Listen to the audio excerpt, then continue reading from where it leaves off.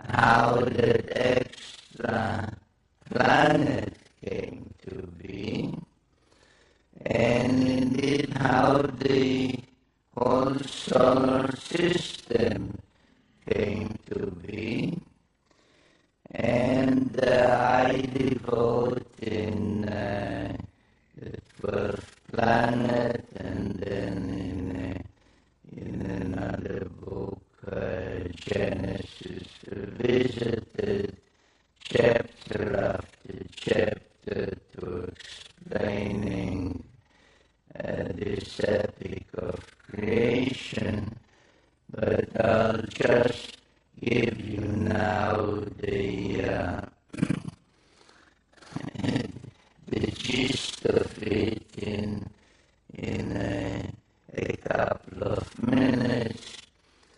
And they say that once the solar system began to coalesce the way our modern scientists say, around our sun, and the various planets began to form, and in later, another planet thrust out of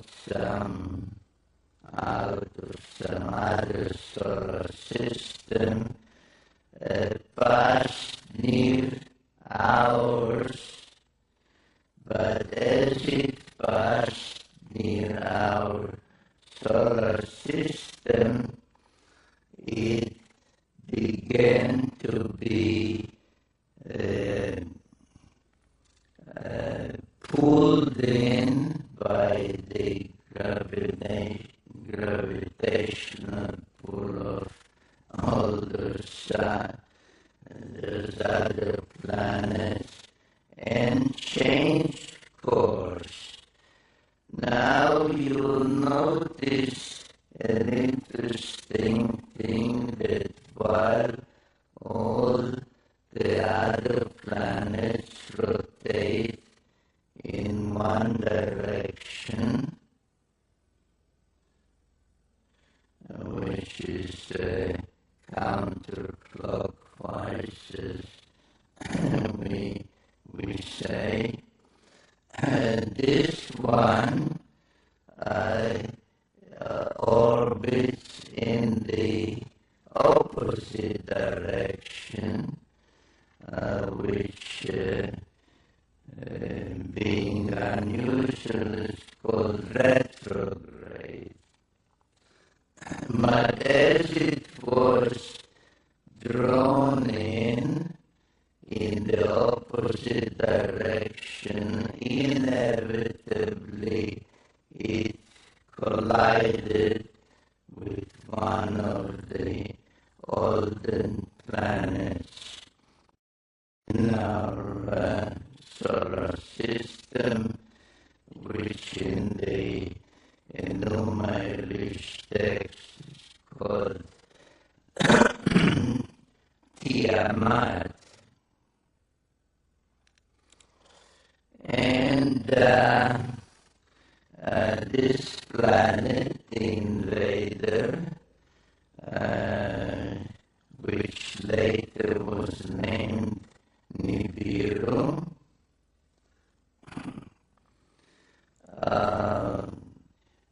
acquired various satellites or moons as it was passing by the other planets. Tiamat, which is treated as a female celestial entity, had 11 satellites, one of them quite large, unusually large, called in the tale Kingo.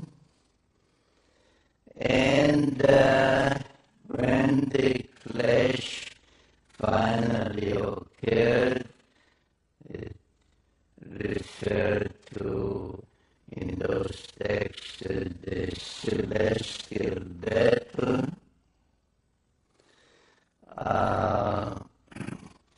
Tiamat was hit twice, actually. This is just one of the drawings from my books. Was hit by some of the moons, the satellites of the invader, and was broken up. Half of it became bits and pieces, the asteroid belt,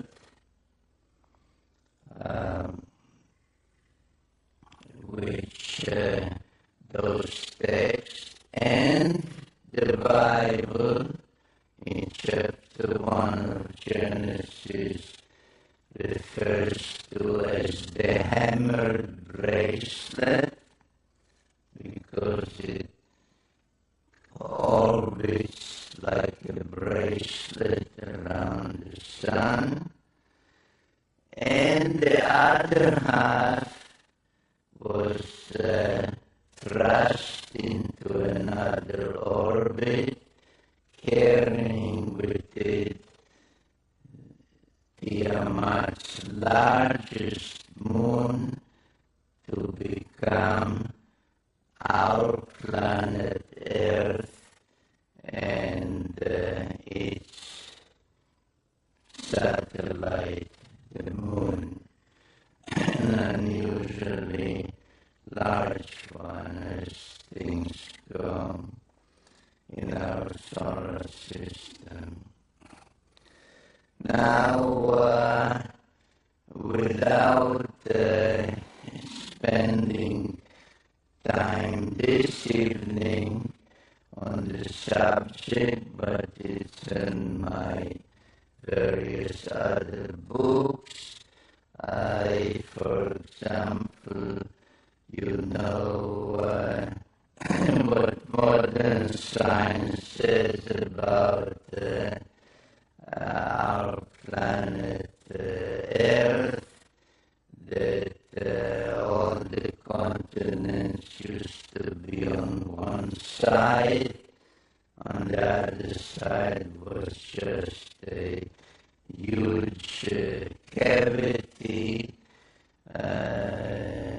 that was filled with water, and it's still called the Pacific Ocean. If you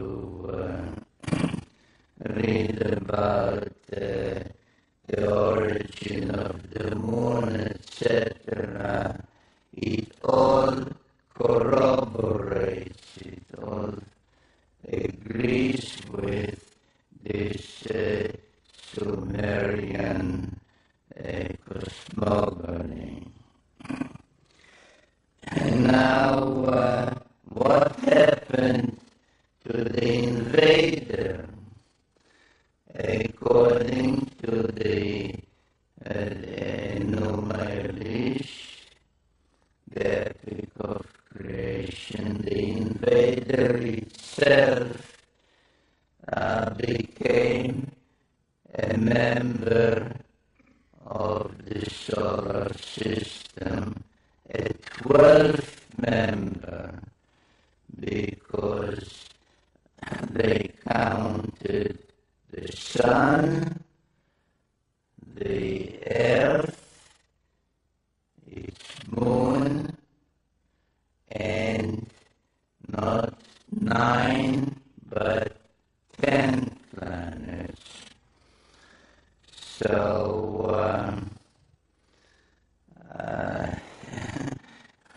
when I discussed with my first publisher the title and the suggested title for my book.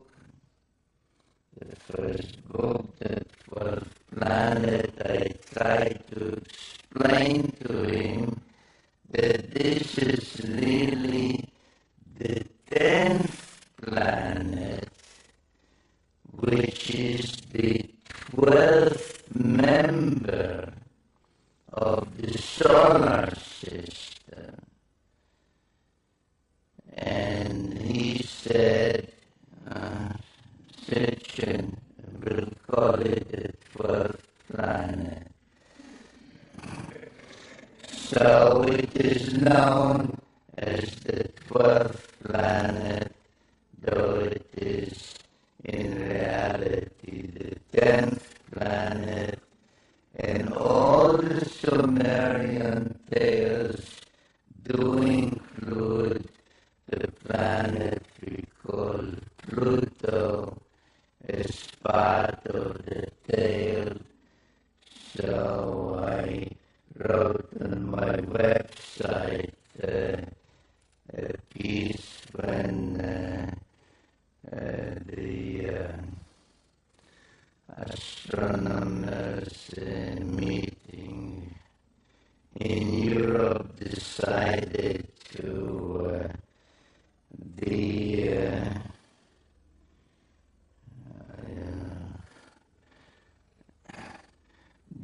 dethrone Pluto and said it is not really a planet, it's a planetoid, it's this. I wrote a piece on my website and said let Pluto stay the way the Sumerians had it. So this is the planet that remains in orbit and has been renamed NIBIRU. Now, on many Sumerian and afterwards Assyrian, Babylonian, and so on,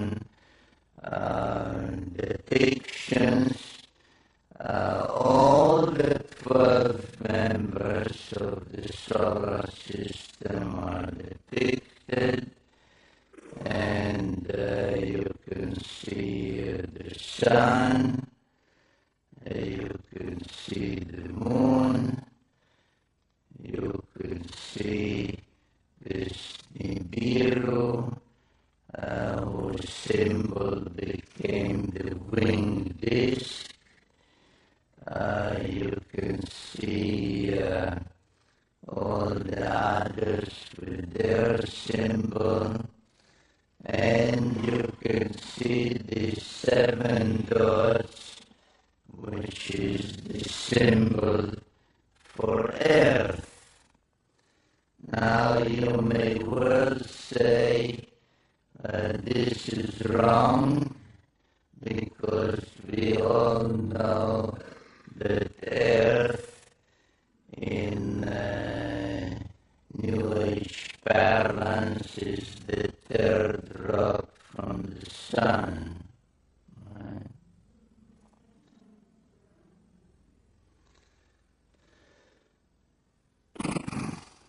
So there's Mercury, Venus, and Earth. And that is true. But if the Sumerian incredible knowledge was given them, was not acquired by them from their own observations without telescopes and all other modern equipment, if it was given them by some somebody, let's assume for the moment, coming in from outside the solar system towards Earth, then they would say Pluto is the first. And then there's Neptune and Uranus. And then there's Saturn and Jupiter. And Mars would be the sixth planet. And Earth would be the seventh planet. So Earth is quite correctly depicted by the symbol of the 7 dots, the number 7. And this is something I would like you to keep in mind as we proceed with this presentation, because it is very significant towards an appreciation of the evidence from the past about the future.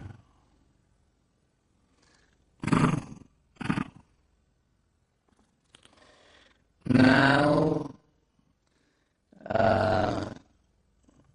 the obvious question that anyone, including myself at the time that I started to research and investigate all that, would ask himself is, how could possibly the Sumerians know all that the sun is in the center, and that's how this solar system came into being, and there was an invader, and the invader has this great elliptical orbit, etc. And the answer again, it is written down they are not called tablets, they are called cylinders, square cylinders in this case. And this one in particular, another one like it, can be seen by any one of you if you go to England, to Oxford, to the Ashmolean Museum.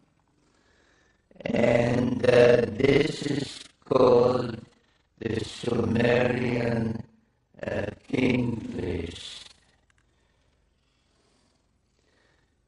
And it says that about 430,000 years before the deluge,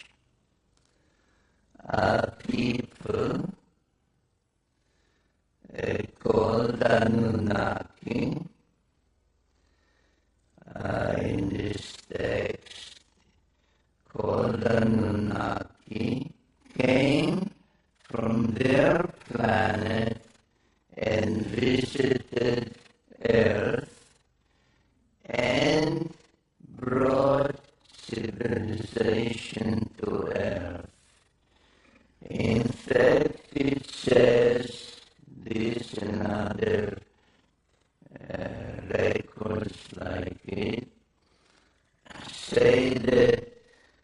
civilization was brought down, and the term used in the Sumerian for civilization is kingship. That kingship was brought down first time before the deluge, and was brought down to earth from the heavens the second time after the deluge. And then there are tales, very detailed tales, telling us that at one time a group of 50 Anunnaki, led by a leader whom they call Enki, came from their planet, that same planet, the planet X or Nibiru. They came to Earth, and they did not crash land here. Their spacecraft was not just passing by, and they said to each other, "Hey, look at that rock down there, let's take a look at it." They came for a reason, they came for a purpose, and the purpose was that they needed gold. They needed gold with which to protect the dwindling atmosphere on their own planet. And the tales, which are very detailed, then tell how Enki came and tried to obtain the gold, how his attempts to get it, to extract some gold from the waters of the Persian Gulf did not succeed, so they had to turn to actual mining, and then another leader was sent called Lil, and etc., etc. So what happened? And there are many statues of Anunnaki, male, female, but this one of Enki is the only one where his fist, if you can discern it, is made of gold, which I believe indicates the purpose for which he came.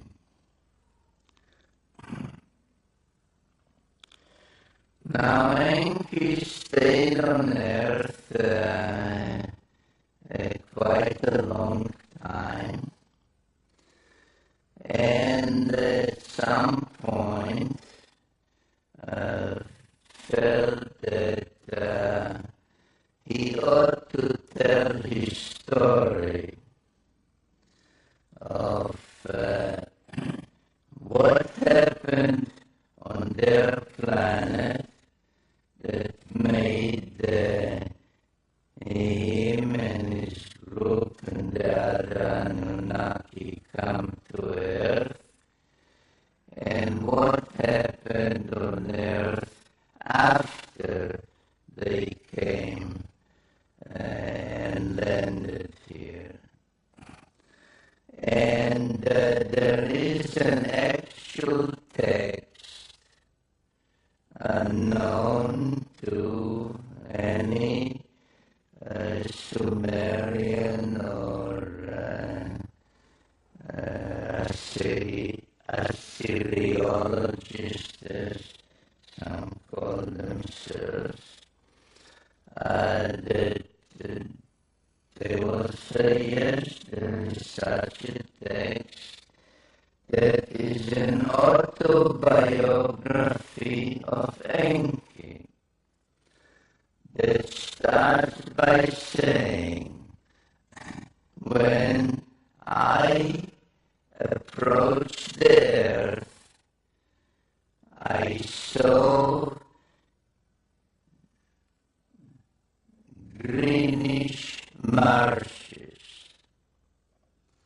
We splash landed in the waters.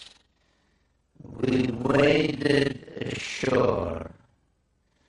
I commanded so-and-so, and the name is given, to test water and see if there's potable water.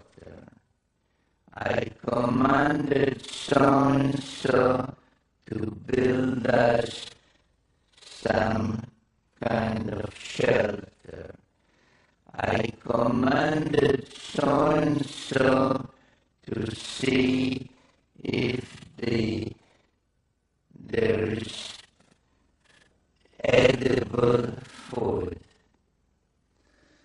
and so on, line after line in those tablets.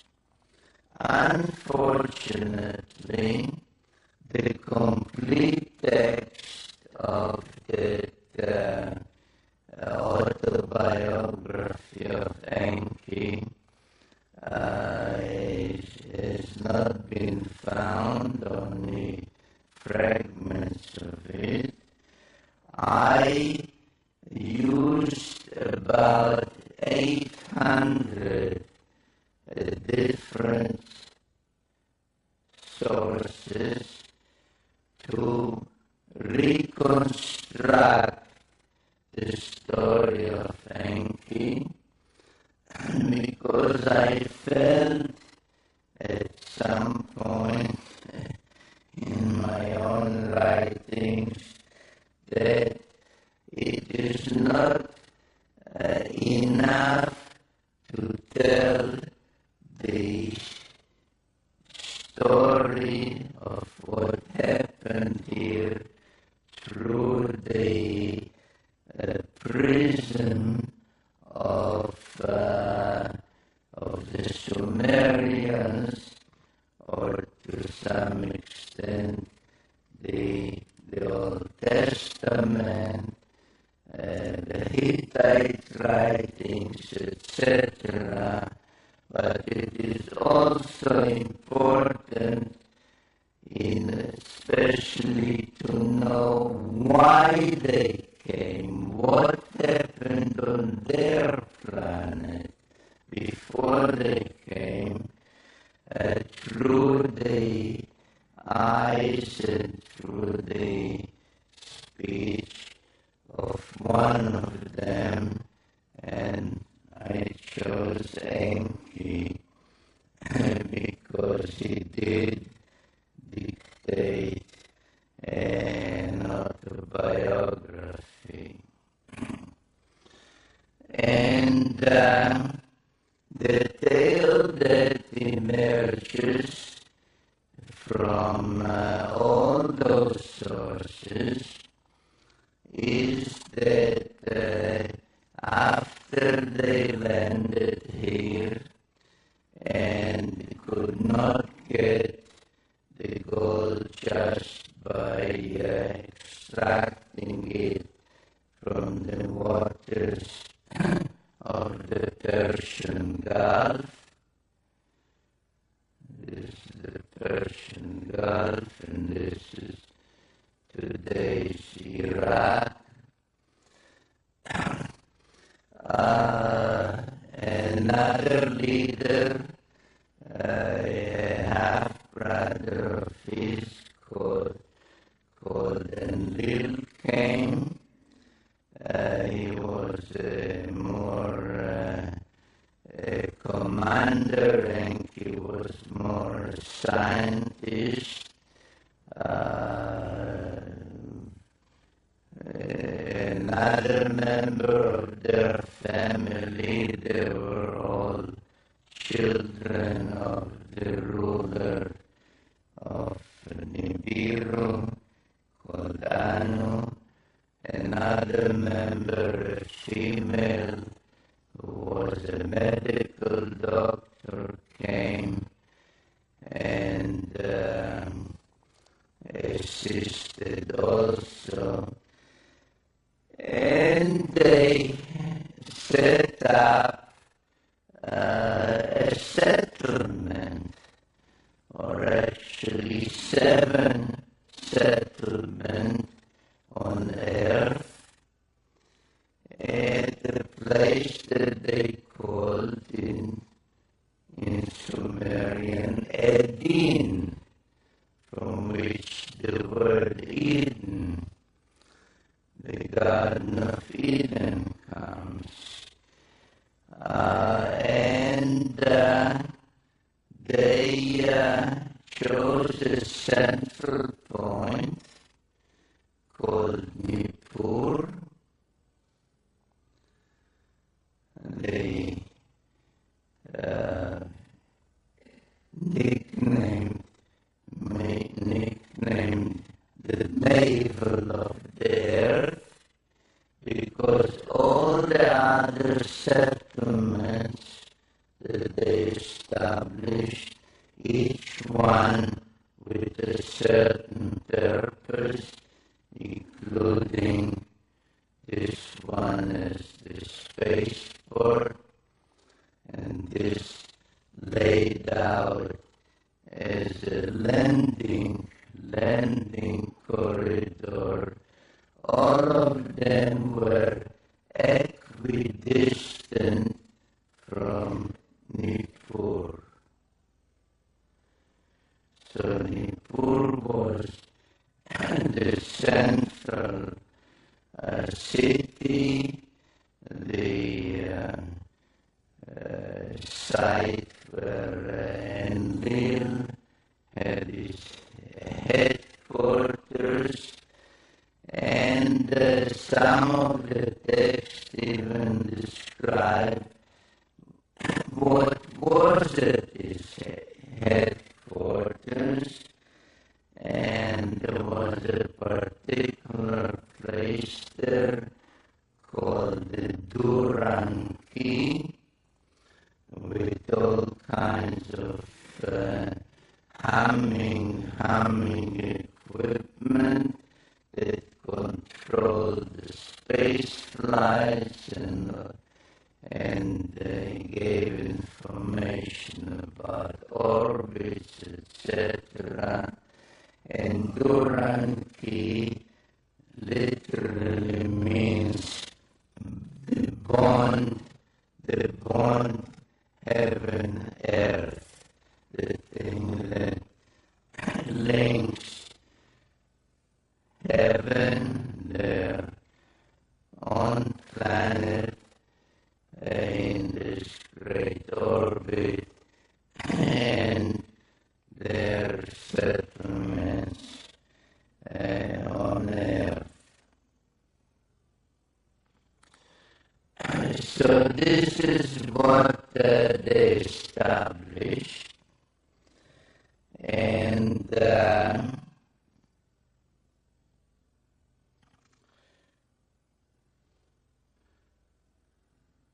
as I said, at some point they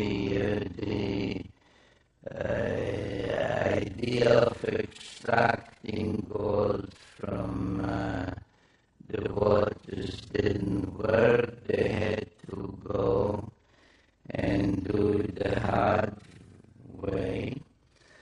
So they kept coming in groups of 50 until there were some 600 of them on Earth, and they used Mars as a way station on which 300 of them were stationed. The numbers are given in those texts. But most of those on Earth, those Anunnaki, were assigned to mining gold in East Africa. And there are several texts, and in particular one known as the Atrahasis epic, that describe a time or an event where those working in the mines mutinied. And they said, no more.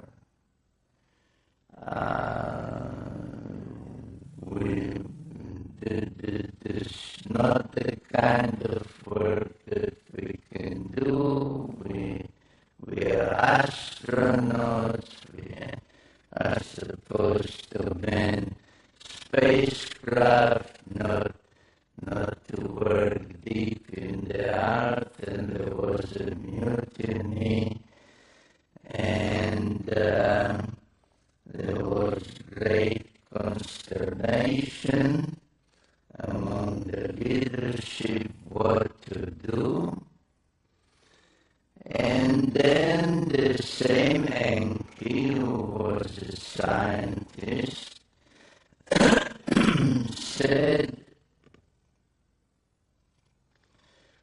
we don't have to abandon our efforts to obtain the gold on which our own survival on our planet depends, because we have to protect our dwindling atmosphere with a shield of gold particles. Because there exists on Earth, already exists on Earth, a being which is in many ways similar to us. And all we have to do, and those are quotes from his words in his autobiography, all we have to do is put our mark on it, our genetic mark, and thereby raise that being more to our level so that it could follow our commands, understand our language, and do the work for us. And there are quite a number of texts called creation texts that describe how Enki, with the help of their half-sister, who was the medical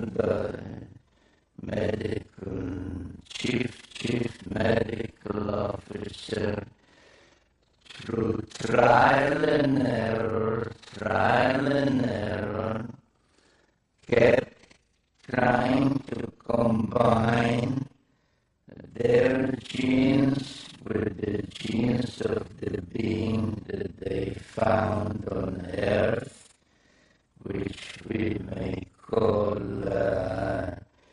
Homo erectus, if we wish, and finally succeeded in bringing about what was called in those texts the perfect model. And it so happens that there is a cylinder seal about 4